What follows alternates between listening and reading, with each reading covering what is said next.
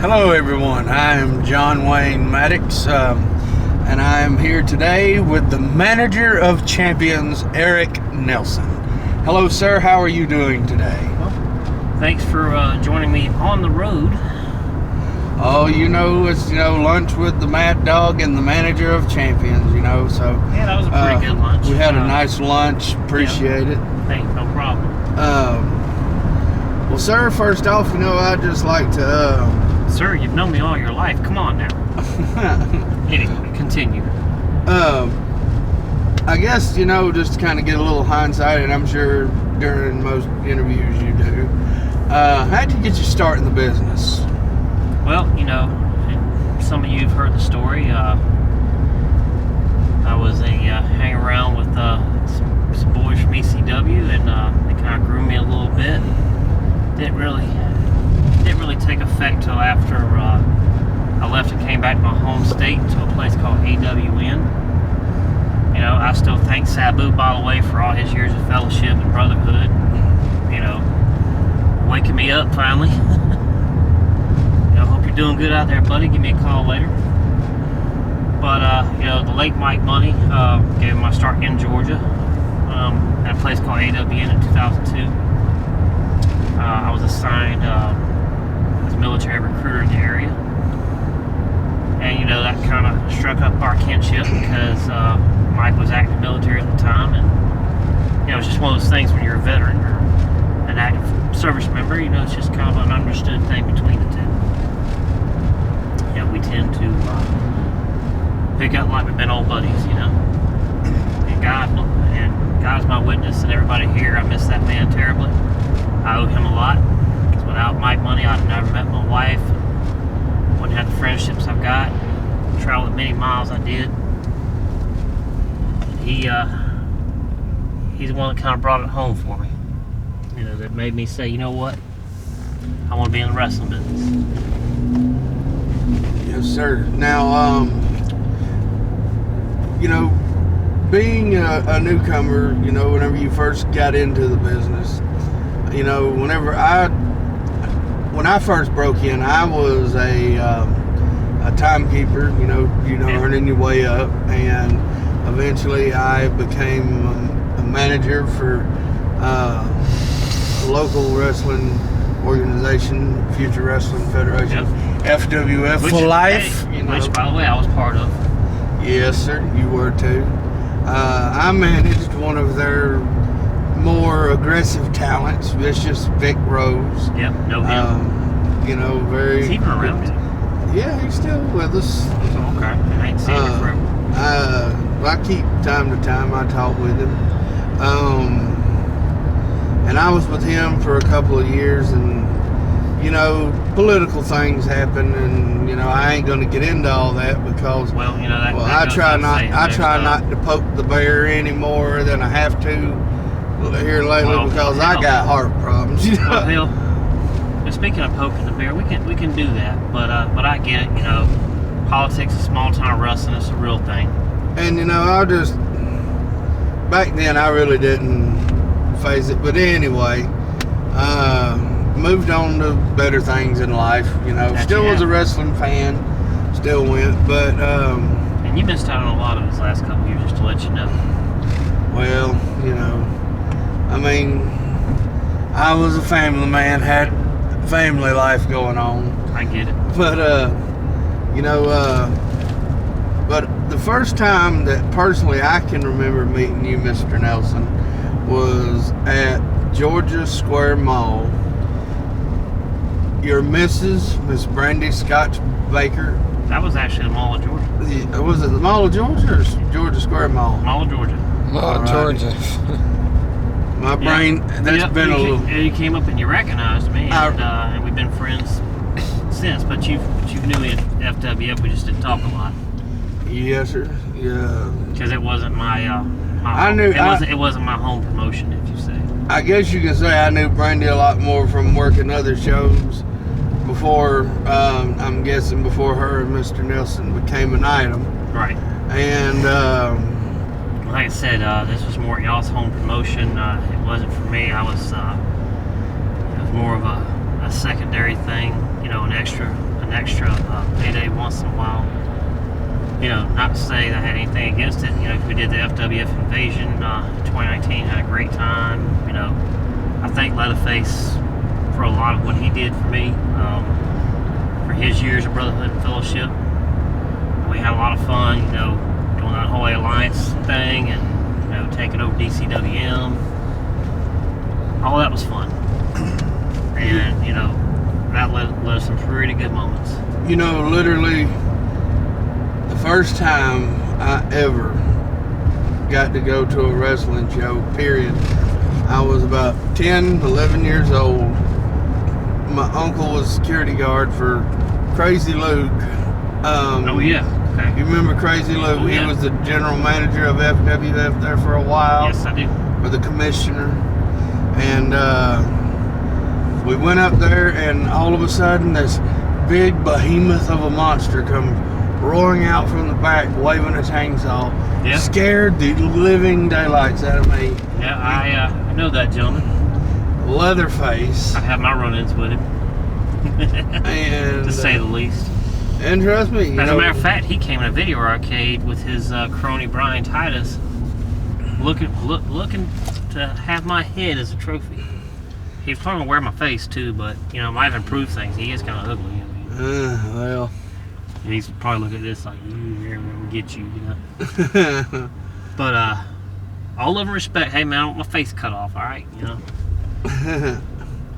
But yeah, I mean, from the beginning, you know, Georgia was one of those things. You know, it was good to come to my home state.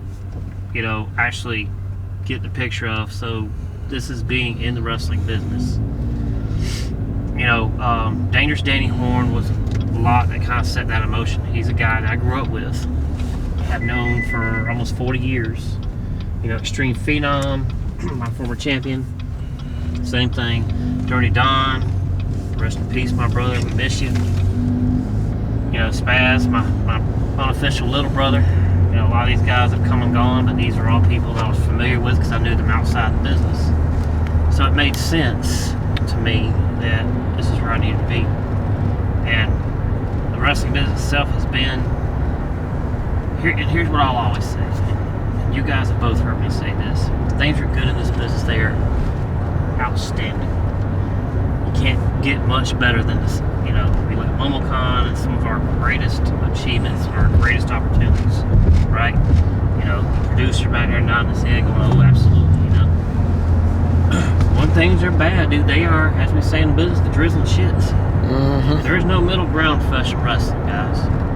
There ain't no middle ground. It's either really fucking good or really fucking bad. And I agree. And it is most unforgiving, evil monster at times, and then sometimes is the epitome of greatness. I'm a believer in the old saying that it can give you the highest of highs and the lowest of lows. Yes, sir. Absolutely. Mm-hmm. You know, I have been blessed not only to get to know you guys, but I have my beautiful wife, my kid, and I have made some long-lasting connections.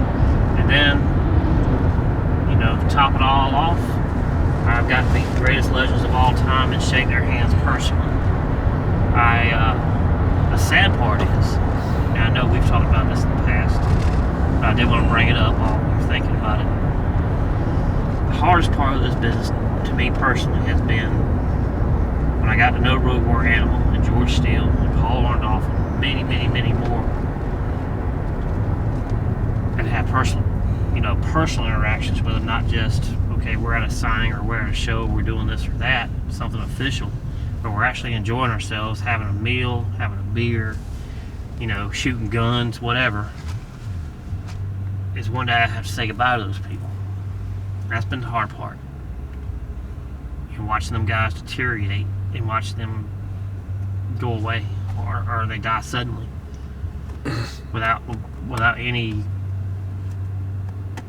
you know, I guess any sign that something's wrong. Mm-hmm. You know, this last year by itself,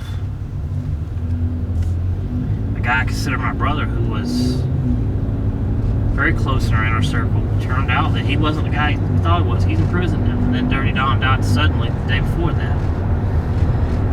And without naming that fellow's name unless you want to. We're not naming him. Your former co-commentator. I didn't even know it. That's what I was about to tell you. And you know, you shared a commentary table with him as well. Yeah. And it breaks my heart. It breaks my heart. But at the same time, if that's what he thought about his family and the people that he called his brothers, then I ain't got nothing else to say about it. He's going to get what's coming to him, and that's what's what. Well, if I can, I mean, I know out of respect for his family, I guess, you know, we're not naming his name. You know, if anybody knows through working with Eric or they know him. with Trust him. someone, and you know who we're talking about if you're watching this video. They know it. When I worked with him as a commentator for Stranglehold's Royal Blood show in 2016, Yeah. I was a commentator for that show. I hate saying this, but in my opinion, he was a teetotal spotlight hog. Well, that's just him. And that's one thing I will say on a positive side is once he got in the moment, you know, he was his natural element. That's just him. You just had to know how to take it. He didn't mean any harm, but at the same time. Anyway, I guess and that is on the bridge. But you know, I gotta give a couple shout outs, even though King Enterprises ain't my favorite people right now.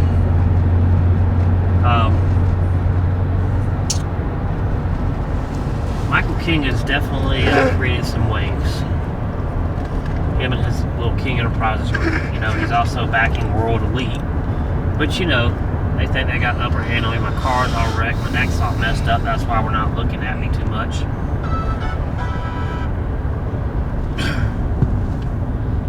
But I'm gonna handle that later. Trust me, you guys ain't seen the last of me. And that's one of the reasons why we're talking right now. Because I want the world to know that I may be down, but I ain't out by any stretch. And we'll get into that in a second. Now, but of course, they're one of their little confidants, Ron Emerson. He's made quite a presence. I've interviewed with him. I'm happy to say he's also done some good things here and brought some new eyes here. And you know, that's one positive thing I say about King Enterprises and or World Elite. They've definitely brought us some attention, and they've opened some doors for some people. And I appreciate them for that, but the fact they've tried to undermine me and take my company, wreck my vehicle, wreck my body, wreck my house, trying to attempt to take me out. Bigger and better men have tried, guys, and they've failed. So, you take that any way you want to.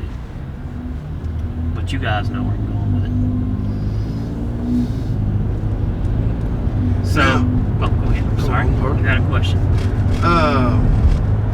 With today's current product, you know, regardless if it's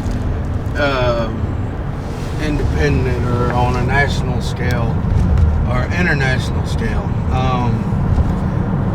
if you had to pinpoint three, and I guess to make this easier for you, three talents from, and it doesn't just have to be from Georgia, but yeah, Georgia's kind of fell off, I'll be honest, but if you I get you. But if you had to name three like independent talents, three national talents, and possibly even three international talents in the world of professional wrestling, who would be your top three in those three categories? Independent right now, I have to say Louis James. You know, and yeah, he frequents the Carolinas and Georgia. So yeah, I'm a little familiar with him, but I do pay attention to the others out there. But Luca has definitely stood out. His social media presence, even though he himself has even aligned himself with King Enterprise, I mean, you know, bet on the winning horse. I mean, I'll give Michael King credit for that. He's betting on the right horse right now. Look is definitely going to be, in my opinion, as big as anyone else. International, I'd say, Japan's still holding their own. On a national scale, right now, I'll be honest, and people can take this how they want to, and I'm not trying to flush you guys down the toilet, but right now, it can truly be anybody's ball, regardless of any of this stuff that's being circulated as a work or not. That means that even if it is a work, that stuff ain't as good as it should be, and they're trying to find a way to reinvent themselves either way, whether that's a work or not. So right now, with the right things in place, it can truly be anybody's ball right now. So I mean, let's face it, AEW is not as polished, and they use just all these random people with no clear direction. They let Regal go. Stupid. You had William Regal and you let him walk. Dumbass. Anyway, call it what you want. William Regal, one of the all-time greatest minds in this business. You had the golden goose. If you hear other people talk, they say CM Punk was the golden goose. Oh, that overblown, egotistical idiot. Dude, you are alright in Ring of Honor. You are a half-assed good friend, but I tell you what, you need to get your head out of your ass. It's good that you're selling out arenas still and all that, but honestly, bro, you're a flash in the pan anymore. You can call that what you want. Yeah, I figured that you'd probably say something like that, and that's why. I'm just being real. And that's why I asked, is because with the relatively hot topics in wrestling right now, like how on the FTR podcast with Dax Harwood, like he wants to, he is like lobbying for CM Punk to come back to AEW.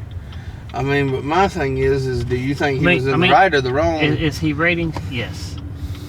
Is he a flash in the pan? Definitely. CM Punk's gonna be like what the NWO was in its later years. It's gonna become redundant, and it's gonna become less profitable because it's just becoming a bigger headache than what it's worth. Anyway, moving on. Alrighty, without ado, I'd like to ask you your thoughts on the so-called Vince McMahon coming back and supposedly selling off WWE. Like I said, here's the consensus so far. From what I'm seeing, it's looking like he's going to sell to a major conglomerate. I know the Saudis have their hat in the ring. I know NBC has been chomping at the bit for a long time. I've even heard that one of the greatest of all times, the great one himself, has even put a bid in.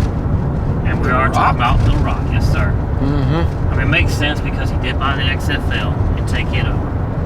I do not know what his intentions are yet on that product. I'd like to know because, I'll be honest, the second coming of XFL, I was actually happy to see it.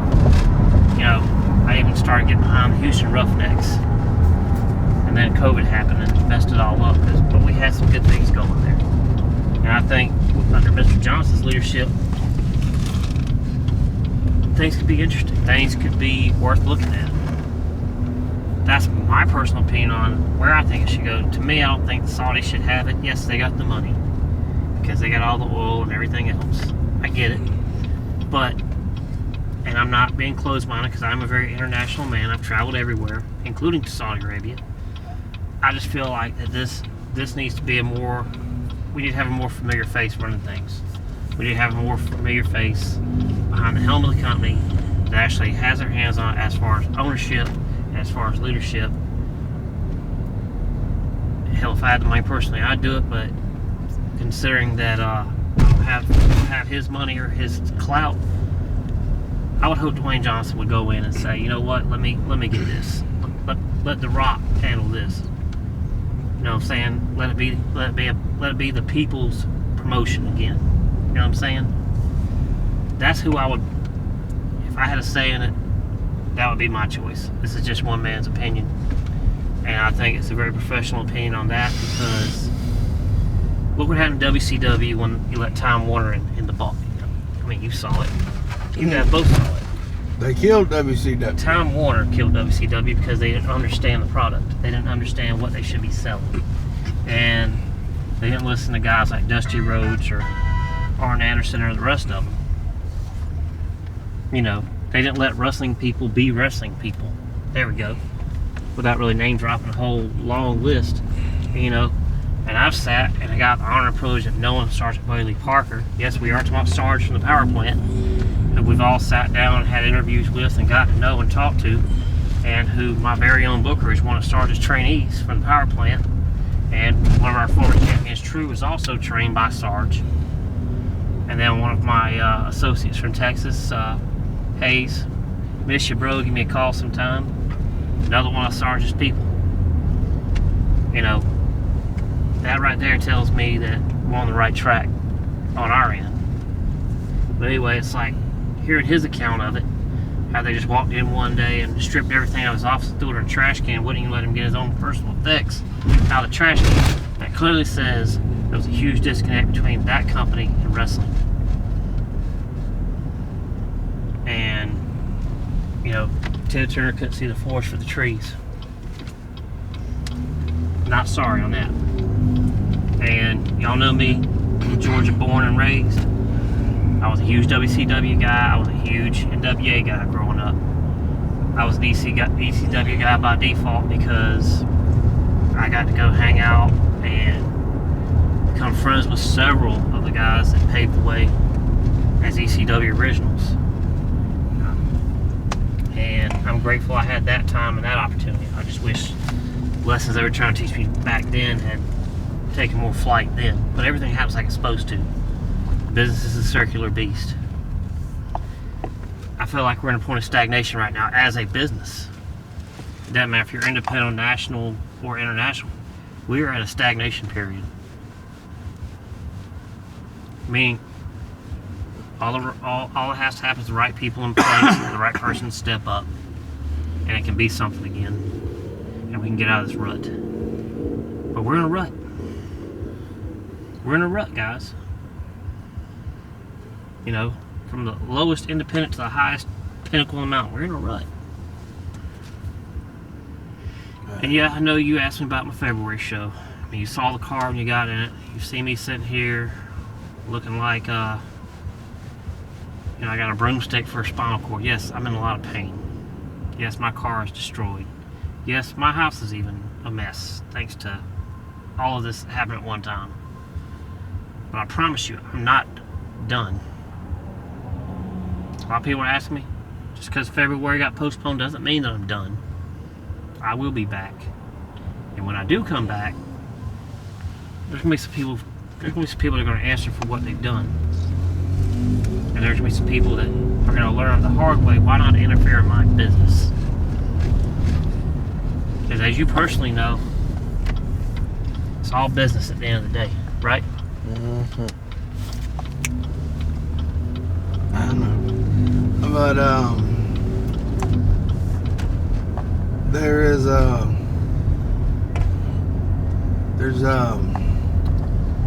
what is your thoughts on, and this is somewhat of a touchy subject, but, earlier I done an impression for you. Well, yeah, which one was that? You know, the Nature Boy. Ric Flair? No, is it Buddy Landell? Oh, no. I know it's not Buddy Rogers. I've never seen a Buddy Rogers impression. What would I'd suck at doing Buddy Rogers. You know what? Let's pause for a second. I need to run to the bathroom because I think I know where you're going with this. Okay. So I need to puke first, okay? So give me just a minute. Can you pause the broadcast, please? Yes, pause. I will be right back.